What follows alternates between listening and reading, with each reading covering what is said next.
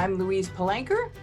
And I'm Fritz Coleman. This is Media Path. And right now we're going to bring you a conversation that we actually had a few weeks ago as part of another program that I host called Quarantainment. And the conversation is so classic, it's in fact Turner classic. That's right. Our conversation is as evergreen as the films we talk about. It's a fascinating subject that will never get old because it's the history of film. And I think you'll really enjoy it. Take a listen. My buddy Fritz Coleman has been watching a lot of Turner Classic Movies. Fritz is a renowned weathercaster, humorist, comedian, and we're both obsessed with old Hollywood. We read a lot of celebrity biographies, and he recently rewatched Splendor in the Grass, starring Natalie Wood and Warren Beatty, which I had never seen. So we watched it last night, and I'm not sure what it's about, other than teenagers driven mad by abstinence. They could have tried pleasuring themselves, but I'm no doctor. Oh, look, it's Fritz. Fritz Coleman, Hey. renowned Hi, sweetheart. weathercaster and humorist. I just called to see if you were wearing a mask. Not in the house. You and I both have our Starbucks addictions. And so there's several layers to retrieving your Starbucks at present. No, I know. It's a pain. You have to mobile order. And we got to Starbucks and there was no desk outside. And I was reluctant to go inside. I had not brought a mask. I have one right at the corner of my house that's finally opened back up, and it was like a national holiday when I could finally go back there. One drive-through in Santa Barbara was still open. So you could go through the drive-through and it was like this long line of caffeine-deprived bubble boys. It was like the gas lines in the 70s. I have one right near my house, but I refuse to get in that line. Coffee is a thing you can make at home. It's just that when I had that first Starbucks after not having it for 2 months, it was like, oh my gosh, they're doing something right. And I get that we are a slave to it, but You were like an alcoholic that fell off the wagon. yeah, Right back into it. Yeah. I know. But I've been doing something like going to Priscilla's in Toluca Lake. You know where that is. It's a coffee shop. It's my favorite coffee shop. And I've been trying to support my local retail establishments one or two times a day, and then over tipping them. I just want to keep them solvent. I think they're doing better. Have you noticed the traffic has picked up in businesses in the last week or so? So I think things are getting better. Now tell us what you've been doing to broadcast the weather during the pandemic. Okay. Well, I was the first person that Channel 4 threw out of the building because I'm the oldest person there. And when they realized that vulnerable people shouldn't be coming to the facility anymore, they asked me to stay home. And they sent over this little broadcast kit. I'll slowly move my camera and show it to you. There is the light. There's one of the lights. I have studio lighting right there, and that little tiny HD camera that works on a system that they use in broadcast news now called Live View, which is kind of a sophisticated and compressed cell phone battery system. That's how it gets back to the station. Then there's a plug that goes into the router by my computer. And I do the 5 and 11 o'clock news from this exact seat, with slightly aimed in a different direction by about 45 degrees. I have what's called Team Viewer on my computer, where I can go onto my weather machine at work, my weather computer, build all my maps, create my show, and then actually switch the maps on the air with my space bar at my computer. It's fantastic. I'm a totally self-contained unit. The only problem is when your workspace is 20 feet from your bed, it takes a lot of discipline. I understand. It's pretty cool, though. My question is, when this is all over, I think they love the way this business model is working out, because there are 5 or 6 different reporters, some old and some that have medical issues, who are working from home. It looks great. I don't know how much money it saves them, but I think they're probably going to continue to experiment with this model to have fewer people in the building over there. And down the line, smaller buildings.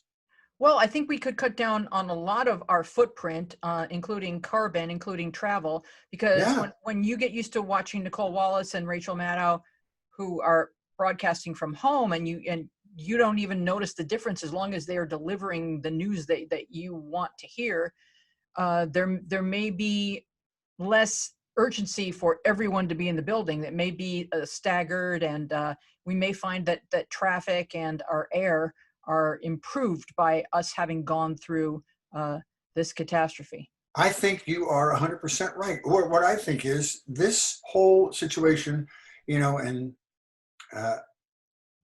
necessity is the mother of invention. This pushed our advancement into technology forward about 10 years.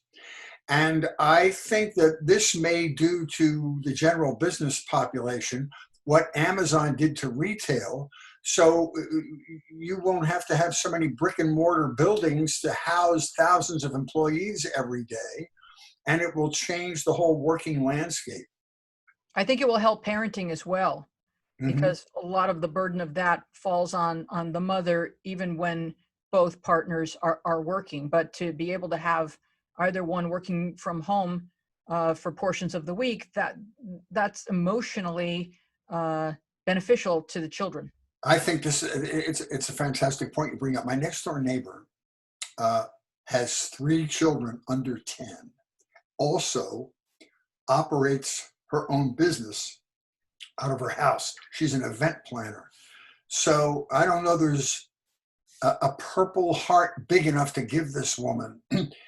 But the gift in all this is that fathers get to witness the Bataan Death March that is being a mother all day long to young kids and having to do this, because fathers come home and they save maybe an hour or 2 of quality time with the youngsters when they get home from work. But now, the quality time loses its quality when it happens from dawn till dusk, 7 days a week for 3 months. So this is reconfiguring the family dynamic a little bit. Well, one of the little tips that I'm going to give you, because I know that you're someone who loves to send gifts and you're very generous in terms of that in your life. And so one of the things that I've been doing for my loved ones who have small children at home is I'll go on Amazon and I'll look for books and learning toys and I'll send them, because I know that this is 100 times more difficult for people who are attempting to homeschool and parent during this crisis. That's a very thoughtful gift. And then if you could send them several $1,000s worth of daycare so they could get out of the house. Then I send the parents some alcohol. I don't. All right. So how have you been quarantining yourself, Fritz? Well, the interesting thing about this is I am a loner. You're a bit of a loner, but you have a big family that you have to deal with, even if you want to be alone. But I'm a loner. I can be alone as much as I want. So this is not a big change from my routine. So it's just given me a chance to sort of think about my life. Going to work in another building for me is really one of the only reasons I leave the house. And so when that is taken away, between working at home, Postmates, Netflix, Amazon, hypothetically, I could go the rest of my life without ever leaving my home, and I'd be perfectly happy. But you know what? I love it. I've done all the work inside my house. I've cleaned every closet. I've had it sterilized, as I told you, with Rego. I've done little projects today. My tree trimmer is out there. My landscaper's doing work. So I'm getting all the busy work done. But here, I have a feeling about this. I don't know if you feel this way about it, because you haven't been going to an office like I have. But, we spend most of our lives going to work to pay for our homes. And then we spend the rest of our day driving to and from the office for another 2 hours. And then when we go on vacation, we leave our home. So in the end, we spend the least amount of time in the area that we spend the most amount of time trying to pay for. So this is forcing people to stay in their homes and bond with their home. And I'm so happy that I'm able to do that, honestly.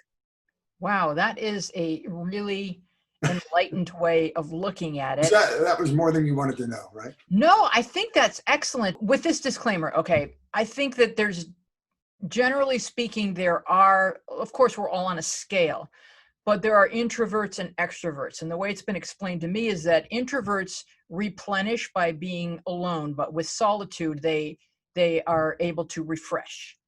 And extroverts need social in order to refresh, which is why you see people just pouring into those bars the second they lift the restrictions, because for them it's really painful to not be socializing or with other humans. They receive something from it that you and I don't. Of course, we love our friends and family, but you and I can both do very well just hibernating and reading and watching and observing and writing, and knowing that, like, oh, for an hour, I'm going to talk to my mom. That's enough for me, really. On the regular, that's enough for me. It's not enough for a lot of people. That's an excellent point, Louise. I love that analogy. I mean, if you think about it, our personalities are formed by how other people react to us. We have to have feedback. So somebody that needs a lot of attention is probably going nuts right now. But my feeling is, when you're alone, for instance, if a jerk is isolating, is he still a jerk? Maybe he's only a jerk to other people. You know what I mean? How much of your personality gets watered down? Yeah, it's a tree in the forest. I don't know. I mean, he probably goes online and trolls people. An anonymous jerk's even worse. For sure. All right, but you told me that you've been doing a lot of Turner Classic Movies. Well, you and I love to talk about movies and cultural things, but I am an admitted workaholic. I have spent the last 40 years throwing myself into my weather career plus my comedy career. And there are so many parts of my life that I lament not having paid more attention to. There are many classic books that I should have read when I was a teenager that didn't. I'm trying to catch up on those. And I'm trying to catch up on all these wonderful movies that are, at the top of the pyramid of films in this country that I've never seen before. I never saw Citizen Kane from start to finish. I never saw All About Eve. I never saw any of these. It's not that I never did. I never saw the whole ones because I didn't allow myself enough time to do this. So what I've been doing is going to Turner Classic Movies and the MGM channel, and then online to YouTube and just buying them because you can rent them for $3 for the whole thing. Just going there and trying to catch up, and it's so much fun. Even though the technology is antiquated and it's black and white, there's some really smart writing in these old movies that I really enjoy. And what's interesting too for people like you and I that grew up watching television is a lot of these films you had caught glimpses of, or you picked up halfway, or your brother turned the channel and you never saw how it ended. And so it's really interesting to watch them and consume them in a quiet room with no other kids screaming or mom yelling that it's your turn to clear the table or whatever. Mm-hmm. You just watch it from beginning to end. And you told me that you had recently watched Splendor in the Grass. So we watched it last night, and I wanted to get your thoughts on that. Now, this is a title you hear all your life. Mm-hmm. And then you hear these titles, and then yet you have no concept of what is in this film. No, you're right. And I never even knew before I watched the movie that was a line from a poem that's a pivotal part in the movie. And when you watch that, what I loved, and you always have to look at any kind of culture, like movie or book or television show, within the context of what's occurring in life then. So that was the 60s, and we were rejecting the old ways of our parents and trying to find our own life. And that was a great example of that. So was Rebel Without a Cause that Natalie Wood was also in. But I'll tell you what, not so much Splendor in the Grass, which I love. She was a powerfully charming person on screen, wasn't she? Can I also make this note? Warren Please. Beatty with pants tucked into his socks, very cute. I know it. And I guess that was his first film, right? That was his first. It said introducing on the credits. It said introducing Warren Beatty. Yeah. And did you catch Phyllis Diller? Yes. Right? Just doing Phyllis Diller. She looked like she always does. It was a cool little cameo there. Adorable. But I watched that. I watched Citizen Kane. I watched Cleopatra because I read this book about the Mankiewicz brothers, Herman Mankiewicz that wrote Citizen Kane and Joseph Mankiewicz that wrote Cleopatra. And what blew me away about all those movies in particular, but of that era, the 30s and 40s and early 50s, was how smart they were. The dialogue was much smarter than anything they would tolerate today. It was literate. People had long 8-10 minute conversations on screen with, you know, words that weren't all that simple sometimes. It was really interesting to see that. Well, can I make this point? I believe that both scripts and songs had better lyrics. If you think about this, without question, because they had less production value to lean on. And so it was really, they were selling sheet music. You know, this had to be poetry. And it's the same with film. If it wasn't on the page, you know, it wasn't on the stage. And so they gave more respect to writers. I think we have writers today who are just as good, but they're not always the ones who are rising to the top because of all the other elements that invite people to go see a film. I absolutely agree with you 100%. And, you know, you had people like Cole Porter and Irving Berlin. And then in our era, you had Holland Dozier Holland from Motown. You had all these amazing writers. And if you sit and look at some of those lyrics, they give you goosebumps. I think what's missing now in a lot of music, because ballads aren't, I mean, there's some slow music, but it's just the tenderness between like two human beings in a song.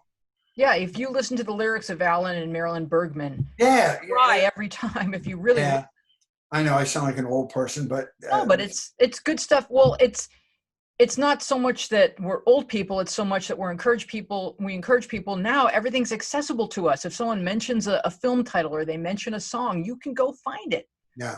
And when we were kids, someone would mention something, or you'd read a book about Natalie Wood, and then you'd wait for her movie to appear on TV and maybe catch it, maybe not. But now, once you read the book, you can satisfy that hunger of like seeing all her movies back to back to back. And, you know, I did that with Cary Grant, and I did it with Katharine Hepburn. And, yeah, you know, it's really fun to take those deep dives. Oh, yeah. No, I do that. That's what I did. But when I took a deep dive, and I just finished. I just came up for air.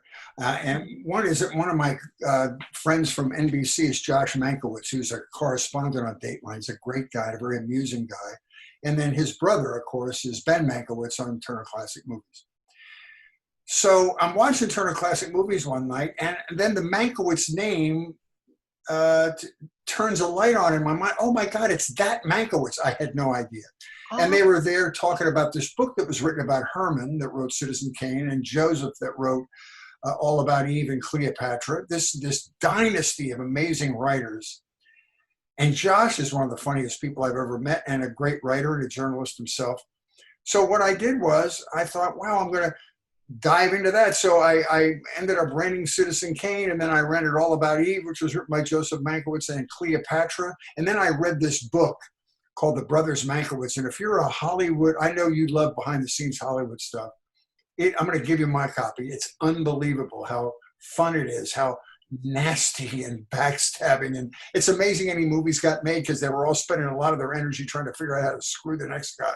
I've already started reading the book. I've got it on my iPad. Oh, there we go. Which brother is their dad? Joseph Mankiewicz is their grandfather. I'm sorry. Herman Mankiewicz is their grandfather. Okay. Joseph Mankiewicz was the father of Tom Mankiewicz, that used to be the head of the LA Zoo, and I did fundraising for him. But again, I never connected all these dots until I read the book. But what I loved about, like, the Herman Mankiewicz story, which I think they cover in the book first, was that these guys, they were a part of the Algonquin Round Table, which was this group of really funny, smart people like George S. Kaufman, Dorothy Parker, all these really, and I mean, I would have killed to be an underpaid busboy at the restaurant when these guys were having one of their drunken meetings, because they were all hysterical and talented. Are you having fun with the book? Yeah, I just started it. I read about their dad, and then now I'm reading about Herman. So I've just started because I had finished a book called Nothing to Envy. Have you heard of this book? No. Okay, write down Nothing to Envy. It's about North Korea. Oh. And it's written maybe 10 years ago, and it tracks like 5 or 6 people from North Korea who make it to South Korea, and the author interviews them extensively. So she tells each of their stories what life in North Korea is like, and it's just wrenching. Wow. I'll tell you another good, that you bring up a good point about reading books during quarantine. Rachel Maddow's book, Blowout. Did you read that? Yes. Oh, man. It was scary, but interesting about the whole oil industry. Fascinating. Yeah. It's just it's really, really intriguing. One of the points that she makes is that in any kind of society where value is pulled out of the ground, it can be easily funneled through one or two warlord dictators, and the people don't benefit from any of that wealth, and their environment is polluted. It's especially in the third world nations. I love the African nation that she keeps coming back to, where all the money that Exxon and our previous Secretary of State were pumping into that country, none of it went to the people. It all went to one guy. Because it's really easy to arrange that. Yeah. If you're such a personality. It's a bribe. It's just they bought off the emperor of the country. And so the same thing happens in Africa with diamonds. And so, yeah. And she talks about certain states in our United States that are also kind of at the mercy of fracking. You know, the earthquakes suddenly spring up in Oklahoma. In Oklahoma, all of a sudden, there's earthquakes. Yeah. And all of the way that those rich oil barons were able to buy off local politics to make people forget the reality of what was going on there was awful. Yeah, it's really chilling stuff. Good All book. right, any other quarantainment recommendations before we sign off? I don't know. I'm just trying to play catch up for those old films. I'm at a stage in my life, and part of it is my age, and part of it is looking back over my career. And I have no regrets about my life. I've been enormously lucky in every aspect of my career. But what I didn't do was allow myself enough time for stuff to creep in from the outside. Movies and books and plays and stuff I wanted to see and I knew I should see just as a citizen, but I didn't allow myself because I was too married to my work. And now I'm trying to play catch up. And I'm enjoying it.